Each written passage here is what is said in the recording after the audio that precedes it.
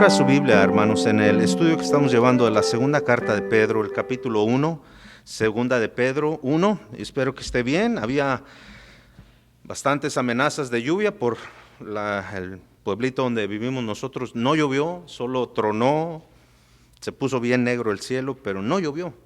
Y yo dije, qué bendición, porque pensé que también aquí no había llovido, pero sí llovió. Y me dijeron que llovió muy fuerte, ¿cierto, hermana Celines?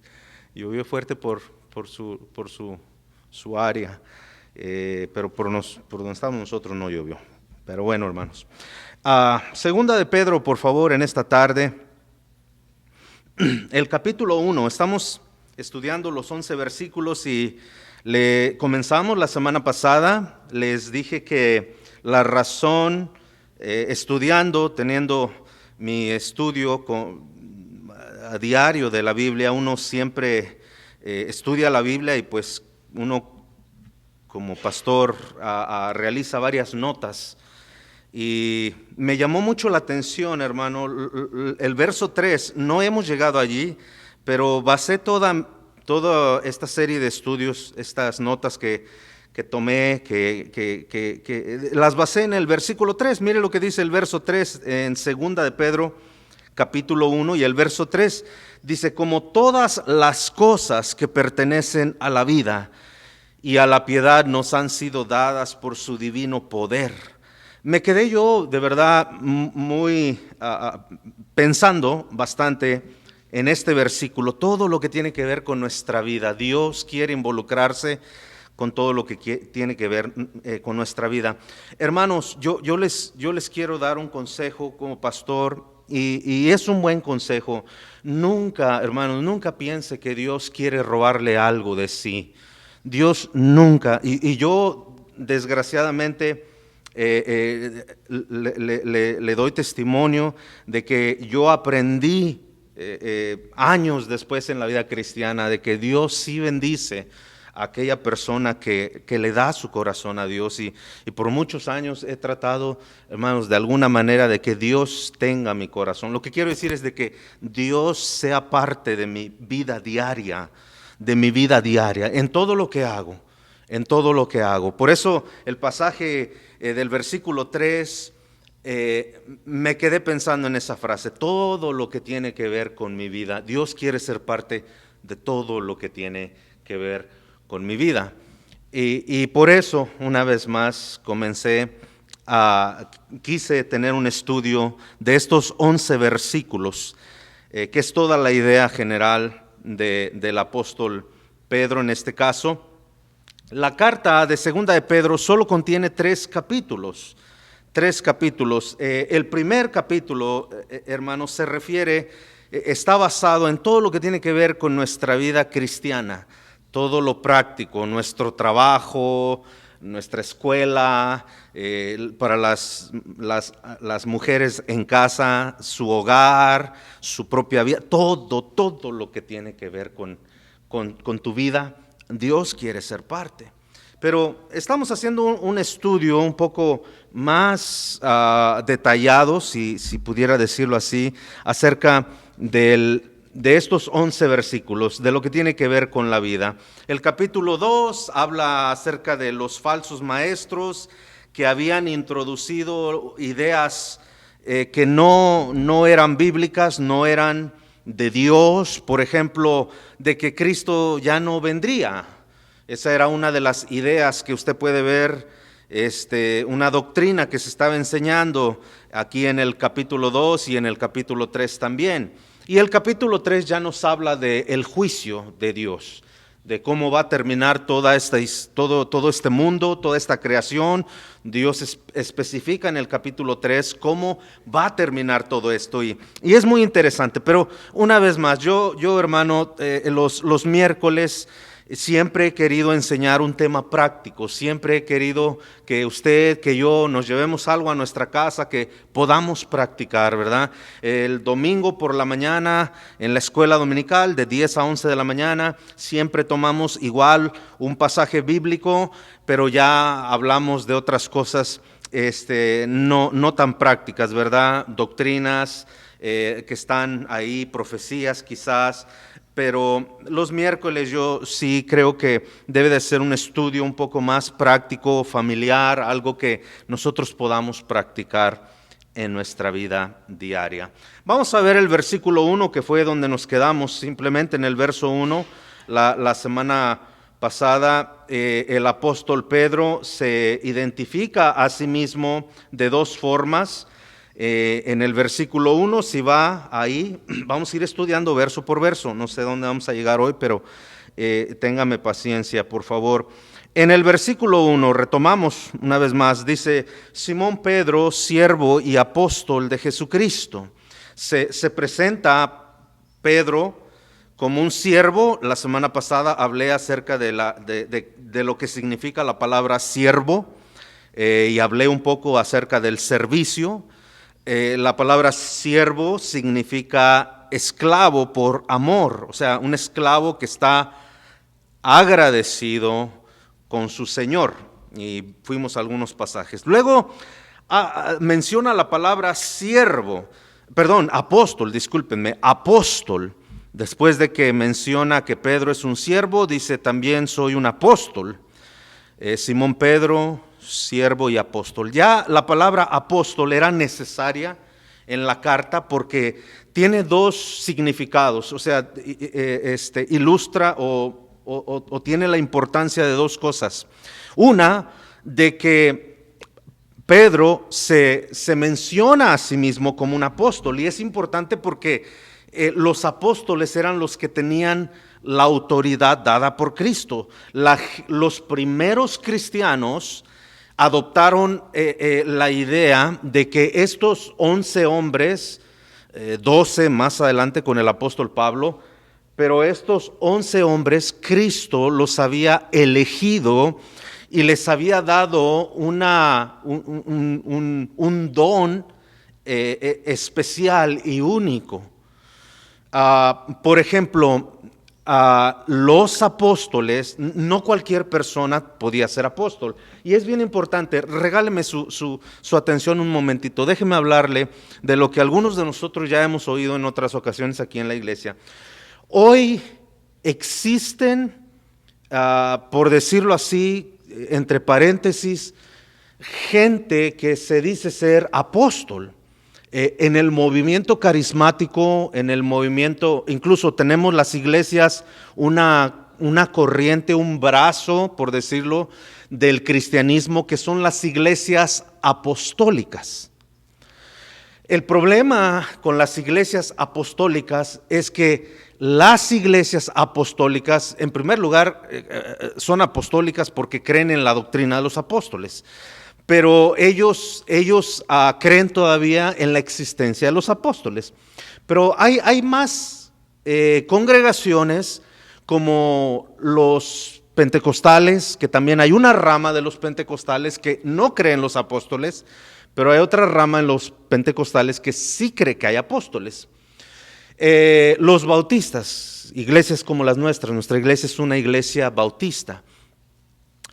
¿Qué creemos nosotros concerniente a los apóstoles? Bueno, la mayoría, sean bautistas del sur, sean bautistas de la convención, sean especialmente bautistas independientes o bautistas fundamentales, nosotros no creemos que existan los apóstoles. Lo que creemos bíblicamente es que existe el ministerio del apostolado, que eso es algo muy diferente a ser un apóstol. Pero por ejemplo, ahorita volviendo a este tema, viene a mi mente una persona, ¿verdad? O personas más bien, que se autodenominan apóstoles. Soy un apóstol, pero hay un problema con eso. Nosotros no admitimos ni creemos que haya apóstoles, una vez más, al nivel de los 12, porque eso es imposible. De acuerdo a la Escritura, para que una persona pudiera ser un apóstol, tenía que cumplir ciertos requisitos, y no todos los cumplían. Por ejemplo, algunos de ellos, son varios, pero los más los que más se requerían era primeramente haber sido llamado por Cristo Jesús directamente. O sea, Cristo Jesús en persona, no en sueños, no en visión, no, directamente. Mire, hay un pasaje de escritura, ponga una marca aquí por favor en 1 de Pedro, pero vaya conmigo al primer capítulo del libro de los Hechos, para que dejemos bien en claro eso, porque ya le dije, estamos viendo que Pedro se nombra a sí mismo apóstol, y ahorita les voy a decir la razón por la cual era necesario que Pedro escribiera que él era un apóstol. En Hechos capítulo 1, por favor.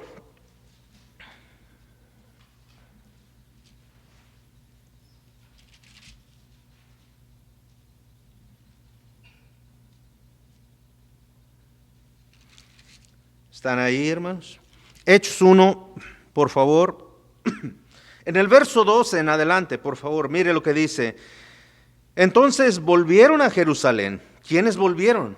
Los discípulos del Señor, entre ellos los 12 apóstoles, o los 11 más bien, porque Judas se había ahorcado, discúlpeme, Judas se había ahorcado, entonces eran 11. Dice, entonces volvieron a Jerusalén desde el monte que se llama del Olivar, el cual está en Jerusalén, está cerca de Jerusalén, camino de un día de reposo. Fíjese, y entrando subieron al aposento alto, donde moraba Pedro, Jacobo, Juan, Andrés, Felipe, Tomás, Bartolomé, Mateo, Jacobo, hijo de Alfeo, Simón el celote y Judas, hermano de Jacobo. Note que no nombra a Judas Iscariote, que fue uno de los nombrados por Jesús. ¿Por qué no lo nombra? Hermanos, nosotros debemos de entender esto. Mire, a pesar de que Judas Iscariote, que traicionó al Señor Jesucristo, perteneció al grupo de los 12 y fue llamado por Cristo Jesús, pero Judas jamás se convirtió. Él nunca aceptó a Cristo como si fuera su Salvador. Nunca depositó su confianza en Él. Por eso Él fue y se ahorcó. Y al ahorcarse Judas, bueno, vamos a dejar que la carta nos diga. En el verso 14 dice, todos estos perseveraban unánimes. Ahora, yo quiero llamar su atención al versículo que leímos, ¿ok? El verso 13. En el verso 13 menciona el nombre de los apóstoles.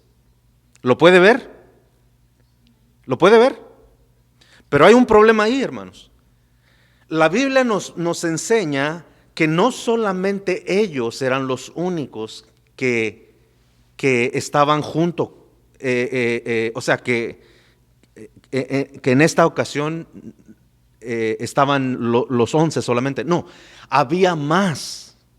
La razón por la cual Hechos capítulo 1, verso 13 menciona a los apóstoles es porque ellos, hermano, ellos eran los depositarios, ellos comenzarían el establecimiento de iglesias, ellos llevarían la palabra de Dios. Por eso vemos en pasajes de escritura como Mateo 28 que dice, id y predicad, y están presentes los apóstoles. En Mateo 16, 15, Marcos 16, 15, es la misma referencia. Jesús dice, id por todo el mundo y predicar, pero en esa referencia de Marcos hay una diferencia. Jesús está hablando directamente con los 11, no con toda la multitud. La encomienda de Jesús de ir a predicar el evangelio es para todos. Pero en Marcos 16, espero no estarlos haciendo que se confundan. Preste mucha atención. Los 12 discípulos, ahora incluyo al apóstol Pablo, tenían una tarea muy, muy importante. Eran los depositarios de la doctrina, de las enseñanzas directamente de Cristo Jesús. Por eso en Efesios capítulo 2 y el verso 20 dice que todas las iglesias en este mundo debemos de fundar o de establecer nuestra doctrina sobre las enseñanzas de los apóstoles, o sea, lo que ellos enseñaron. Y es ahí, hermanos, donde la iglesia de Cristo debe de fundar, o sea, debe de establecer su creencia. Por eso usted verá que nosotros no creemos en ciertas cosas que hacen otras iglesias. ¿Por qué? Por ejemplo, el hablar en lenguas. Nosotros no es que rechazamos la creencia, sino que no la practicamos. ¿Por qué? Porque ninguno de los apóstoles la enseñó como doctrina. Aún Pablo, en la primera carta a los Corintios, en el capítulo 12, Pablo dice que no, en la iglesia no debemos de hablar en lenguas. Pero si usted va a una iglesia pentecostal, carismática, se dará cuenta que enseñan todo lo contrario. Ellos dicen que la gente tiene que hablar en lenguas. La pregunta es, ¿a quién le vamos a creer? ¿A estos dichosos apóstoles o a los verdaderos, voy a decirlo así, apóstoles? En Efesios capítulo 2 dice que la doctrina de la iglesia, una vez más, debe de estar fundada sobre la doctrina de los apóstoles. Y una vez más, yo utilicé un ejemplo. La razón que las iglesias, la mayoría de las iglesias bautistas, no creemos en el hablar en lenguas, es porque esa doctrina del hablar en lenguas o de las sanidades, o sea, de andar sanando y sanando, eso no fue la práctica, no fue una doctrina de los primeros apóstoles. ¿Sí me están entendiendo, hermanos? Por eso verá que no estoy diciendo, escúcheme bien, yo no estoy diciendo que no creemos en las sanidades, como algunas iglesias dicen que nosotros no creemos en las sanidades. Están equivocados, nosotros creemos en los milagros de Dios. A menos nuestra iglesia cree en la soberanía de Dios, creemos en los milagros de Dios, creemos que si hay gente que Dios le da el don de lenguas, como dice Primera de Corintios 12 y 14, bueno, si Dios le da ese don, si el Espíritu le da ese don, pero la Biblia dice claramente que si alguno tiene el don de lenguas, solamente es entre él y Dios. ¿Sí me entiende, hermano? O sea que cuando usted ve un programa de televisión, una predicación y empiezan a hablar en quién sabe que les llaman, se les llama balbucear, porque no se entiende nada. No es un idioma, no es nada. O sea, no sé ni cómo decirlo. Pero, hermanos, eso no es bíblico. Entonces, nosotros no aceptamos eso. ¿Por qué? Porque no es una doctrina de los apóstoles. ¿Ok? Y a su vez, ellos recibieron esta doctrina ¿de quién, hermanos? De Jesucristo. Por eso solamente los apóstoles pudieron ser 12. Yo estoy agarrando 6, ¿verdad? Pero 2 por 6, 12. Hermanos, 12 porque ellos eran los depositarios. Los demás son considerados como discípulos. La palabra discípulo quiere decir es aprendiz o estudiante o alguien que quiere conocer. ¿Sí me entiende? Entonces, ¿por qué era importante? ¿Y por qué es importante en nuestros días, hermano? Por eso le digo que debe de ser algo práctico nuestra enseñanza también. Pero cada vez de que usted ve estos dichosos apóstoles, hermano, créame bueno, no es bíblico en sí. No es bíblico, no lo aceptamos nosotros porque no es una doctrina. Si usted se da cuenta, la doctrina principal de los apóstoles era el evangelio. Era el evangelio, la santidad, la separación, el bautismo, pero nunca, ni en el capítulo 3 del libro de los Hechos, ni en el capítulo 2, que es donde se inician las dichosas lenguas, pero en el capítulo 2 habla de lenguajes, no de una lengua que nadie entiende, no. Y usted jamás va a ver a un apóstol diciendo que la iglesia del Señor debe de hablar en lenguas, no. Que la iglesia del Señor debe de sanar, no. Habla de la recolecta de ofrendas, habla del visitar a los enfermos, habla de alcanzar a los perdidos. Son las doctrinas que los apóstoles nos dejaron, dadas por Jesucristo. Y nuestra iglesia eso es lo que sigue, ese patrón sigue. Aunque la gente allá afuera nos llame anticuados, estamos atrasados, lo que sea, ¿verdad? Pero nosotros vamos a seguir siendo fiel al texto bíblico, a la ordenanza bíblica, a la doctrina bíblica. Por eso verá que en nuestra iglesia no hacemos muchas cosas que hoy en día se hacen en las iglesias. ¿Por qué? Porque no es bíblico. Simple y sencillamente porque no es bíblico. Usted ha visto programas que son repetidamente, ya no es una predicación del evangelio, ahora es simplemente sanar a la gente. Y han perdido el enfoque del evangelio y eso no es lo bíblico. Entonces, ¿por qué es importante saber esto, hermanos? Para que precisamente no nos engañen. Entonces, número uno, ¿cómo es que, qué requisito debía de tener los apóstoles? Número uno, tenían que haber sido elegidos por Cristo Jesús. Número uno, ¿ok? Sigamos, mire lo que dice en el verso 15, hermanos, verso 14, y todos estos perseveraban unánimes en oración y en ruego. Y mire lo que dice, hermanos. En el verso 14, con las mujeres, ¿se da cuenta? Había más gente en el aposento alto, pero la Biblia solamente menciona a estos 11 hombres, a estos apóstoles. Y ya le expliqué por qué.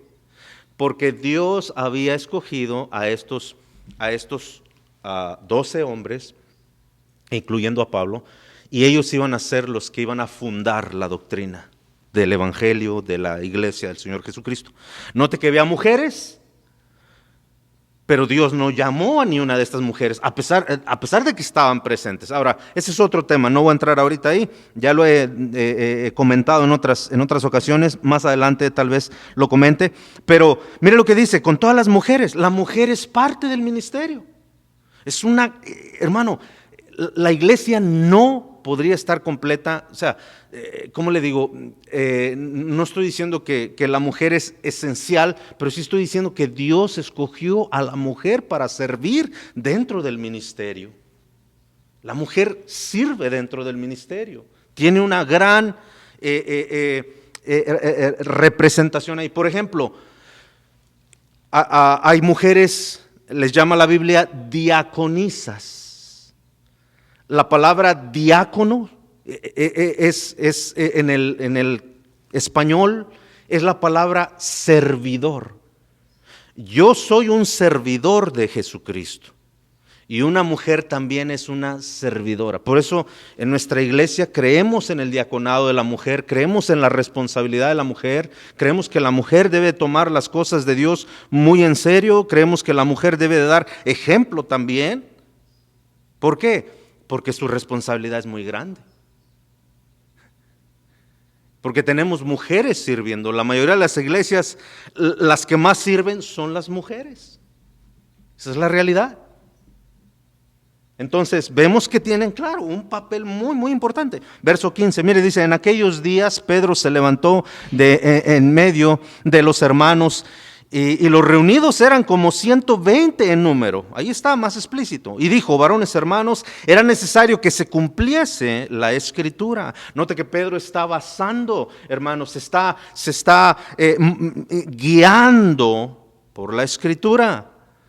Que se cumpliese la escritura en que el Espíritu Santo habló antes por boca de David acerca de Judas. Fíjese quién profetizó la muerte de Judas. David. Ese es el Antiguo Testamento, muy lejos de la venida de Cristo todavía, pero ya Dios tenía planes. Dice por boca de David acerca de Judas, que fue guía de los que lo prendieron y era contado con nosotros y tenía parte en este ministerio. ¿Qué nos enseña eso, hermanos? ¿Qué nos enseña eso? Bueno, déjeme decirle rápidamente. Nos enseña dos cosas. Para el pastor, escúcheme, para el pastor, un pastor siempre tiene que estar preparado. No todos, hermano, no todos los que sirven en una iglesia. Esta semana que pasó, y esta creo que viene también, tengo una cita con otra persona, pero esta semana que pasó, estaba hablando con una persona y le dije, mientras una persona no vive una vida lo más recto posible, yo no estoy hablando de una perfección, porque yo no vivo una vida perfecta, y no hay un ser humano que viva una vida perfecta, pero eso no quiere decir que nuestro testimonio no sea un buen testimonio. Le dije, usted tiene que dar testimonio de su familia, de usted, de su vida, si usted quiere servir. El hecho de que usted tiene varios años en la iglesia no le da ningún derecho, ningún derecho. La Biblia en la primera carta y la segunda carta de Timoteo nos dice qué requisitos deben de cumplir aquellos que quieren servir al Señor. Para el pastor es un peligro, hermanos, simplemente dejarse guiar mire, le voy a poner un ejemplo. Ya tenemos varios años orando por un director de música, alguien que se encargue de la música. Varios años, yo tengo varios años orando, sigo orando por eso. Pero si yo me desespero y digo, a ver hermano, usted que ya tiene un año aquí, véngase, usted, sí, ayúdeme con la música. Puede ser que el hermano sea de buen corazón y diga, está bien, pero como no tiene crecimiento espiritual, no está firme en sus convicciones, este hermano un día va a querer traer una canción que tocan allá en el mundo, pero que la han vuelto con letras de Cristo, y ahí es donde empiezan los conflictos, hermano. Por eso muchas iglesias se dividen. Es un peligro. Mire, Judas participó con todos ellos. Pedro lo está diciendo aquí. Pedro está diciendo, participó con nosotros. Judas era el tesorero de la iglesia, del grupo, perdón. Y él participó. La Biblia dice que él tenía la bolsa del dinero. Y él sacaba del dinero de ahí porque él tenía la bolsa. Mas sin embargo, mire cuál fue su fin. Judas vendió al Señor Jesucristo. Entonces, el peligro que corre un pastor y la iglesia en sí es precisamente eso, que haya una división, un problema grande, cuando el pastor no sabe elegir aquellos, conociendo su testimonio, ¿verdad? La manera en cómo viven. Elegir gente solamente por elegir o porque tiene años, hermano, no se puede. No importa que tengan los años de la existencia, no. Tiene que ser una persona que de verdad ama al Señor, que de verdad vive por el Señor y que ha dado testimonio. Judas no lo fue. La segunda cosa que nos enseña, hermanos, es precisamente para la congregación. ¿Qué nos enseña? Ya vimos lo del pastor, es un peligro. Pero ahora en la congregación, hermano, usted sabe que muchas veces en la congregación hay Judas. Hay personas que tienen la actitud de Judas. A veces un hermano pide dinero, pide esto, pide aquello, hermano, nunca lo regresa, y al final no les importa, se van de la iglesia y dejan heridos a algunos. Es interesante, es una buena advertencia que nos da. Judas estuvo con ellos. Mire lo que dice ahora. Verso 18, pues con el salario de su iniquidad adquirió un campo y cayendo de cabeza se reventó por la mitad y todas sus entrañas se derramaron y fue notorio a todos los habitantes de Jerusalén de tal manera que aquel campo se llama en su propia lengua Aceldama, que quiere decir campo de sangre, porque está escrito en el libro de los Salmos, se ha hecho su habitación.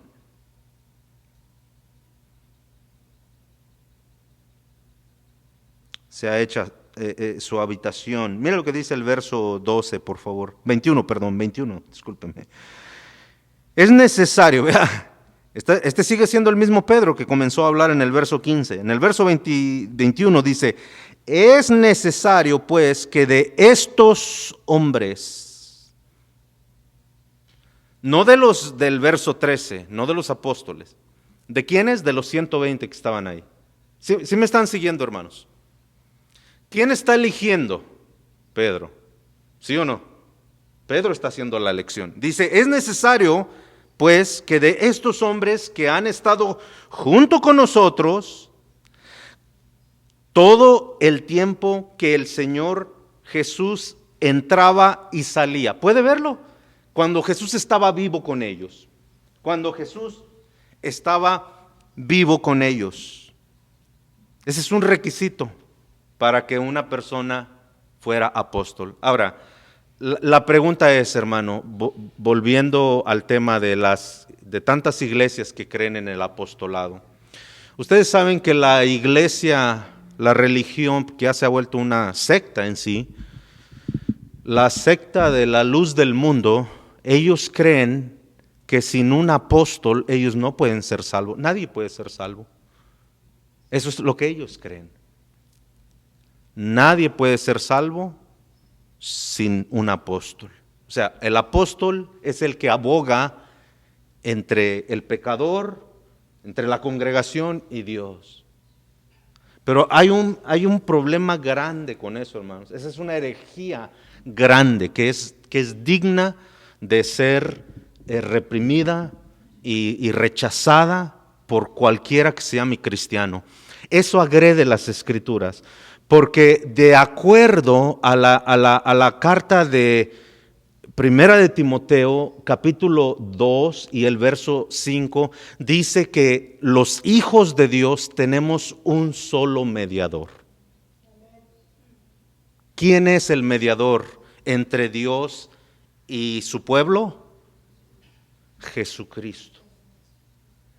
Usted no necesita del pastor absolutamente nada.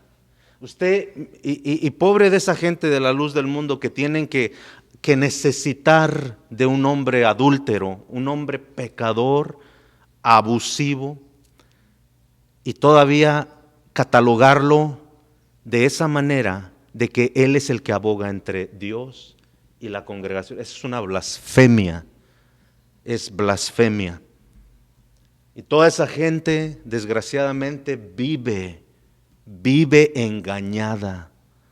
Y rechazan cualquier otro tipo de creencia. Yo sé que la gente que vea el video esto, hermanos, dejan comentarios bien feos a veces, pero bueno, ¿uno qué puede hacer? No, ellos quieren vivir engañados así. Bueno, adelante. La Biblia, no mi Biblia, la Biblia dice que hay un solo mediador, uno solo. Y no es el pastor. Y no es Nazón. Ni ningún ser humano. Es Cristo Jesús. Es Cristo Jesús. ¿Usted se da cuenta, hermano, hasta dónde llegan esas aberraciones? Hay un documental muy bueno que yo no recomiendo nada, pero si ustedes quieren verlo, se llama Lo oscuro de la luz del mundo. Hermano, cuando usted ve esos documentales, se queda de verdad que pensando, pobre gente. Véalo, para que no piense que yo soy el único que... No, hay muchísimos. La luz del mundo es una secta, porque tienen un líder y sin su líder no son nada. Las iglesias apostólicas, ¿cuál es el problema? Aquí tenemos una bien grande por el 10, ahí adelante.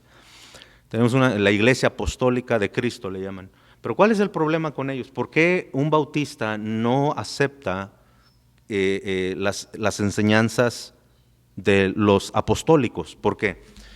En primer lugar, sus doctrinas fundamentales tienen un problema muy grande. Ellos no creen en la Trinidad. Para empezar, ya empezamos mal. No creen en la Trinidad, no creen que los tres sean un solo Dios. Al no creer eso, hermanos, cuando tú niegas la Trinidad, eso nos hace a nosotros, que no somos salvos, pues. ¿Por qué? Porque ¿quién fue quien perdonó nuestros pecados? ¿Quién fue? Jesús, ¿no? Al menos los míos yo admito, Cristo fue y lo sigo diciendo. Cristo fue y es mi Salvador, es mi Salvador. Pero fíjate una cosa, hermano, si Cristo, los que no creen en la Trinidad, niegan la divinidad entonces de Cristo. Y al negar la divinidad de Cristo, entonces nosotros estamos en un problema muy grande, porque nosotros hemos creído que Cristo tiene el poder de perdonar los pecados. ¿Por qué? Por ejemplo, el capítulo 3 del libro de Marcos dice que criticaban a Jesús porque cuando él sanó a una persona, le dijo, tus pecados te son perdonados. Y la gente que estaba alrededor dijo, ¿quién es este que dice blasfemias? El único que puede perdonar pecados es Dios. Y es cierto, el único que puede perdonar los pecados es Dios. Por eso nosotros creemos que nuestros pecados fueron perdonados. ¿Por qué? Porque nosotros creemos que Cristo Jesús es la imagen misma del Dios invisible. Él es Dios. En Mateo capítulo 1 y el verso 21 dice que concebirá la Virgen y llamará su nombre Jesús. La palabra Jesús es una palabra griega originaria del vocablo hebreo que quiere decir Salvador. Nosotros tenemos un libro que se llama Salvador, el libro de Josué. Josué es un nombre ya latinizado, pero en el hebreo original es la palabra a Yeshua, que es la misma palabra para Jesucristo, Yeshua. Los hebreos llaman a Jesús Yeshua. Por eso, hermano, no todas las iglesias cristianas son igual. Y por eso verá usted que hay muchísima división. Pero ¿sabe que la mayoría de la gente defiende la pura costumbre? ¿Sabe que muchos apostólicos han nacido dentro de la costumbre apostólica y se van a quedar ahí porque papá aquí vivió toda su vida siendo apostólico? Los adventistas, aquí papá fue adventista toda su vida y yo aquí me voy a quedar.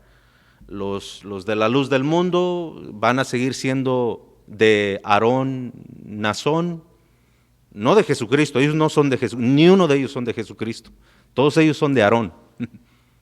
Ni uno es del rebaño de Jesús. Ellos mismos lo afirman, no crean que ellos mismos lo dicen. Nosotros somos de Aarón. ¿Okay? Bueno, yo no soy de ningún apóstol, ni de Pedro, ni de Pablo.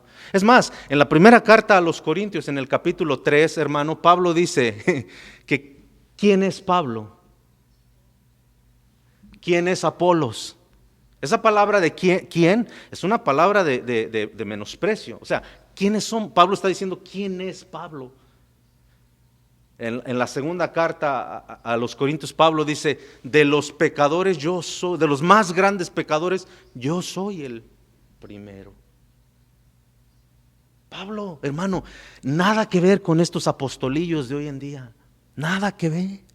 No importa, hermano, cuánta gente tengan, desgraciadamente los grupos más grandes son los más ciegos. ¿Por qué? Porque creen a todo esto. Bueno, ya no voy a ser parte tampoco de eso, ¿verdad? Porque todos estamos expuestos a eso. Pero hace un par de semanas, yo tengo una revista aquí en mi teléfono cristiana que me llegan noticias de cosas que pasan alrededor del mundo cristiano, obviamente. Y una mañana yo me desperté y vi las noticias y dijo el nombre de este gran predicador aquí en el noroeste de Dallas, con más de 100,000 personas que atienden a su congregación. 100,000, hermanos.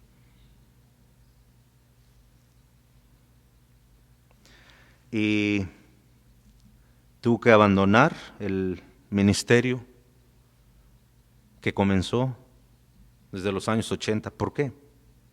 ¿Por qué? Por un abuso sexual a una menor. ¿Qué estoy diciendo con esto? Gente como el señor Joel Osteen, que dicen que los homosexuales Dios los acepta tal y como son, niega la existencia del pecado literalmente. Él lo ha dicho claramente, yo nunca voy a predicar contra el pecado porque no quiero hacer sentir mal a la gente. Es triste, hermano, porque son gente que son muy admiradas y conocidas en el mundo entero, pero escúcheme bien, hermanos, nuestra imagen a seguir, nuestro modelo a seguir es Cristo Jesús. Efesios capítulo 4 todavía sigue diciendo que hasta que lleguemos a la estatura del varón perfecto, y no es Joel Austin, y no es ninguno de estos hombres que desgraciadamente han caído en el pecado. Entonces, hermano, ya me desvié demasiado del punto. No crea todo lo que le enseñan en la televisión. Hoy el cristianismo es más como una moda. El cristianismo es más como algo, pues que es una religión que es lo que todos deberían de participar, pero eso no es la religión cristiana. Jesús habló acerca de la religión cristiana de una manera muy difícil. Es más, Pedro en su segunda carta dice que lo que Dios espera y presten atención hermanos porque estamos por terminar, lo que Dios espera del cristiano, Pedro dice, es algo muy grande. Dios espera de nuestras vidas santidad. Y Pedro usa una frase que para mí, hermanos, sí me pone a pensar mucho, porque Pedro dice que la salvación, o la cristiandad, más bien, habla de la cristiandad, la vida cristiana, es muy difícil. Es muy difícil. Dice, ¿cómo se salvará entonces el justo? Esa es la frase que utiliza, dando a entender de que la vida cristiana, hermano, no es solamente venir a la iglesia, es 24/7. Es de que tú seas cristiano toda tu vida. Por eso todo lo que se predica en la televisión, este falso evangelio de que nada más levanta tu mano y haz la oración y ya eres salvo, eso de verdad que ha herido mucho el cristianismo más que edificarlo. Fue un hombre muy, muy conocido llamado Billy Graham. Billy Graham le llamaron por apodo Mr. Clean. Mr. Clean, el Señor limpio. Porque su vida, la manera en cómo él vivía, de verdad que provocaba convicción en la vida de uno. O sea, tú podías mirar un verdadero cristiano allí. Pero Billy Graham dijo esto en un comentario, en un artículo que él escribió en uno de sus libros, una de sus biografías en sí. Él dijo lo siguiente: ¿dónde están todos aquellos miles y miles que hemos alcanzado en estas décadas? ¿Dónde están? Vemos un decaimiento de la vida moral entre los cristianos. O sea, ¿dónde están? Una vez más, hermanos, vivimos en una época muy difícil. No te dejes arrastrar por lo que ves. Es muy peligroso. Por eso Dios nos ha dado una iglesia local. Ha puesto iglesias locales en todas partes de este mundo para que la gente tenga un pastor, para que la gente consulte las dudas que tiene concernientes a su fe. Yo no te estoy diciendo que vengas a preguntarme quién ganó la Copa América. Estoy diciendo, hermanos, que los pastores, las iglesias locales, estamos para el crecimiento, la ayuda espiritual de las personas. Termino con esta ilustración, hermano. No hemos ni avanzado el versículo 1, disculpen, hermano, pero es tanta la información. Termino con esta ilustración, hermanos, una historia, una anécdota mía. En una ocasión estaba haciendo yo un trabajo en una casa de una persona y era un viernes y esta persona practica, creo yo que todavía practica, si está vivo, practica la creencia católica. Y cuando es tiempo de Cuaresma, la gente católica tiene servicio los viernes, les llaman Viernes Santos. Y esta persona llegó muy molesto. Yo estaba dentro de su casa y estaba muy, muy molesto. El catolicismo se hace decir cristiano, hermano. Y estaba molesto y me dijo, Francisco, no puedo creer. Vengo de la iglesia, me dice, y el sacerdote empezó a reprocharnos ciertas cosas que son pecados. Así me dijo. Y me dice lo siguiente, él, cristiano, me dice, él debería de dedicarse a lo suyo y no meterse con la vida de las personas. Y yo me quedé. Pero molesto, en otras palabras, obviamente.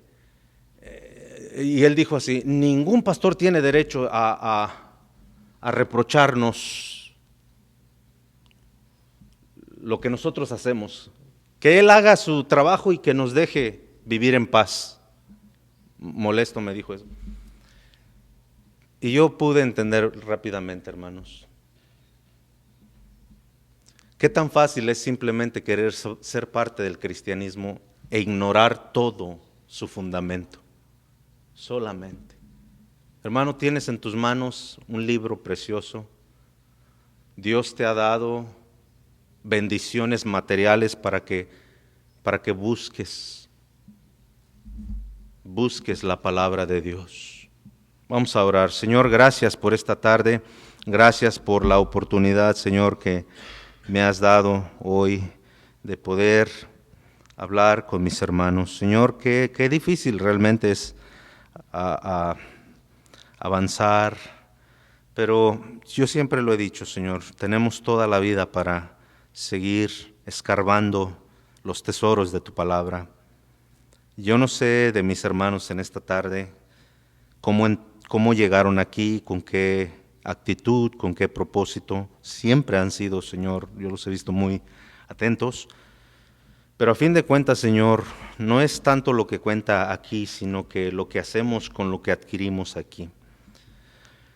Yo estoy seguro que muchos de nosotros seguimos en las redes sociales, escuchamos muchas cosas que a veces sí nos mueven nuestra fe. Señor, ayúdanos, por favor. Yo no estoy ofendiendo a nadie, ninguna persona, pero la verdad sí es que hay mucha gente engañada. Y es triste porque son gentes que tienen almas, personas. Por eso ayúdanos, Señor. Tenemos tu palabra, ayúdanos a fundar nuestra fe, nuestra creencia, nuestras convicciones en lo que dice tu palabra.